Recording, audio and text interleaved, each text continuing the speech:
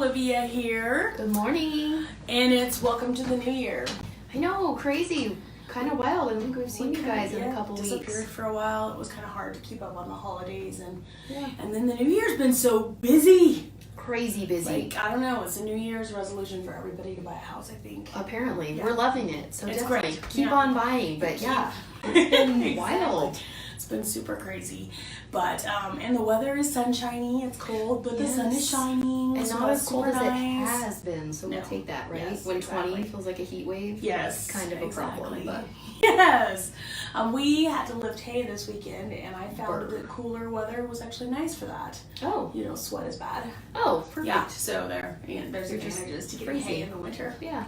Way to be positive. Yes! Way to be positive. So today we want to talk to you guys about the good, the bad, and the ugly of Zillow.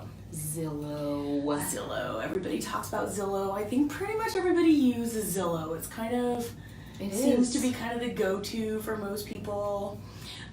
So that's why we want to talk about it. And like we said, there's goods to it. Mhm. Definitely some bads and some uglies that we're going to help you cover. And as long as you know what you're it's- getting into, Exactly. then you're That's fine. it. We just want to educate and let you guys know what's going on. Yeah, so I think the main good thing and the reason everybody uses it is the interface that they use is so user friendly. So easy to user get friendly. around. Well, and I know the mobile app is amazing. Yes. Like, we'll update you as soon as something new comes on that fits your criteria. Yeah. Super user friendly for sure. And it's got, access to mortgage calculators and Zestimates, which we'll get to. We'll get to all that. But all those little pieces, just kind of because it's all so easy to use, it seems like I think that's why so many people are there. Yep, it's all in So one place. kind of a cool thing. Also, you can find for sale by owners, or FSBOs as we call them, Yep. on there, which you can't always find on Realtor.com or some of the other interfaces that you might shop for homes on. Yep. And you can find rentals on there. Yeah. And we put our rentals on there. That's where a lot of our rental activity comes from, is Zillow. Yep. So that's something, so those things, and you can tweak your own listing. I bet most of you didn't know that. But so when Katie lists your house and we put it on, you can actually log in as the homeowner and you can write like your favorite features and things Which like is that. truly cool. It's just kind of a neat way for you to let those buyers looking know that, even little something maybe they don't know you have a cool tree house in the backyard that you built with your kids, and it just kind of gives them that sentiment, and you love sitting on your back deck sipping your coffee or cocktails or whatever. We know. I had to add for those that are not. Okay, well, But coffee in the like morning. watching your kids play in the backyard and kind of painting that picture for them, or how much you love cooking your favorite meals in your new kitchen, or It's also interesting, and again, we'll talk more about Zestimates, but while we're talking about positive things, is you can actually do some things, mark some of your upgrades and some things like that to tweak And your enhance, super accurate I think, is what it'll, Zested. yeah.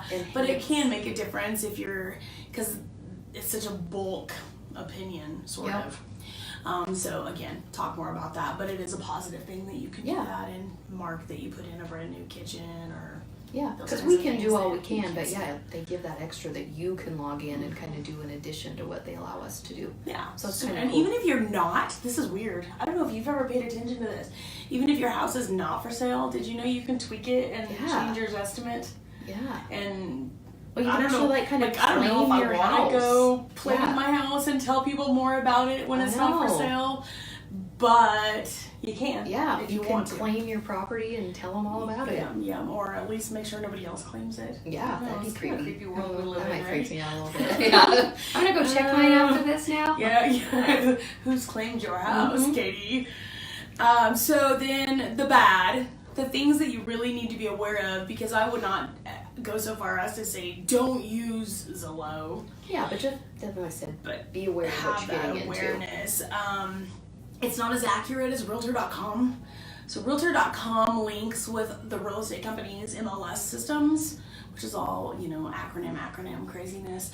But then that's where we are entering all the information about the property, the price, the square footage, all that information. And then Realtor.com pulls directly from our data system. And technically, I mean, unless they're having a bad day, it takes about 15 minutes. Yeah, it's pretty quick that they're updating. And that info we're putting in, I'd say 90% of the time, 99 for some, is going to be pretty darn accurate. It's the most accurate information out there, I feel, as far as lack of opinions, the true facts, concentration on facts, that sort of a thing.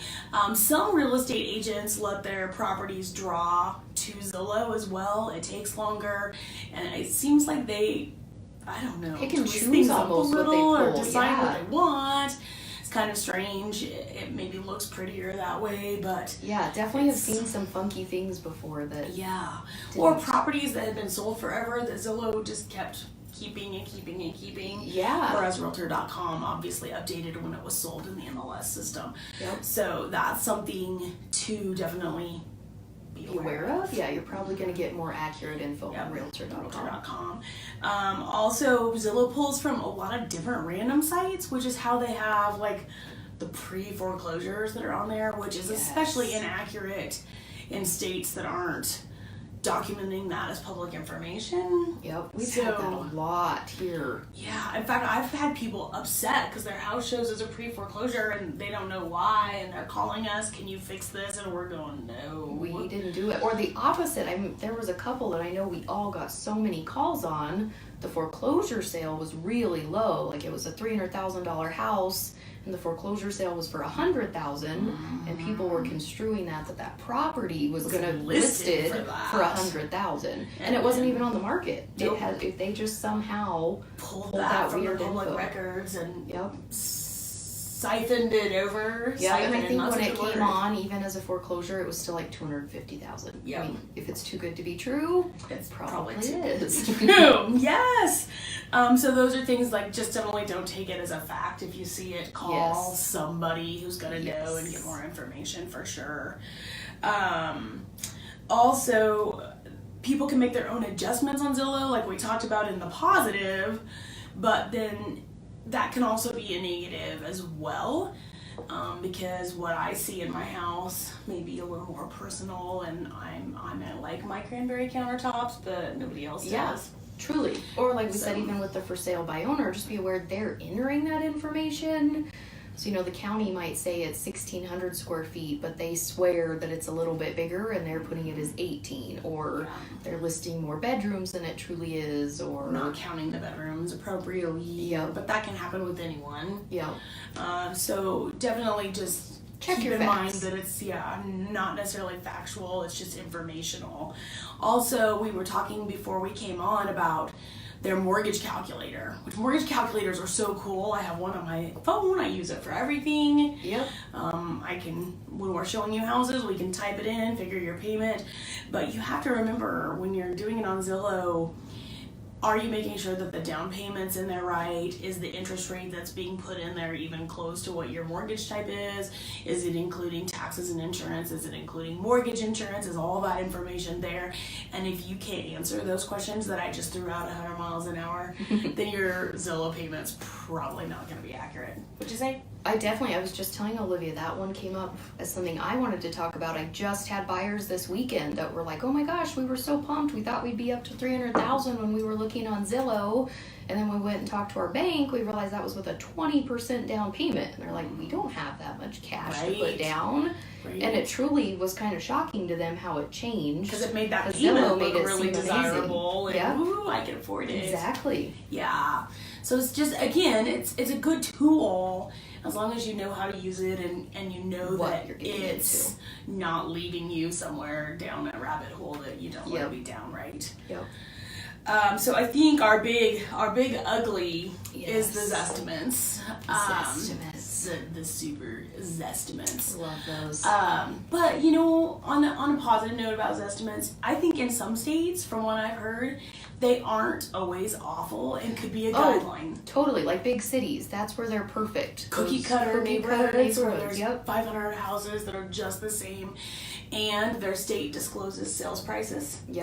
And then it's pretty easy. I mean, I think pretty much anybody could get a pretty good estimate of price in a neighborhood like that. The same condition, they have the same finishes, similar year built. Those are all things that our locals estimate doesn't take into account. It doesn't know, I mean, they could be similar ranch houses, but completely different neighborhoods in Riverton. Even if they were both built in the 70s, one might be completely remodeled top to bottom, where the other had absolutely nothing done.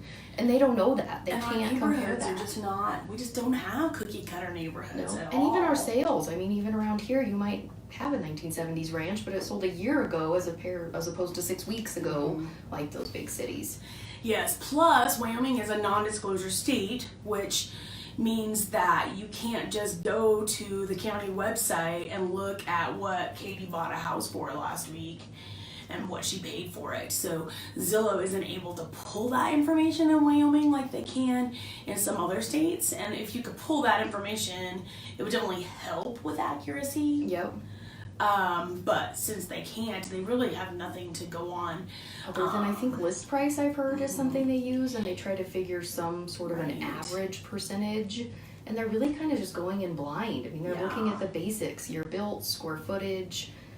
Which just is not enough. Nope. It's just not enough because you could be two houses next door to each other, same year built, but everything else was different. This one's never been touched, and this one is completely new. Yep. But you're Zillow. You can't know that. It's not really their fault. It's just that you need to know that is not something you want to base your life on. I think our comic was pretty accurate. Yeah, you'll have to check out our Facebook page. There's a funny little comic meme on there. Zillow in there. Pricing. Yeah. So that, I think, did we miss anything?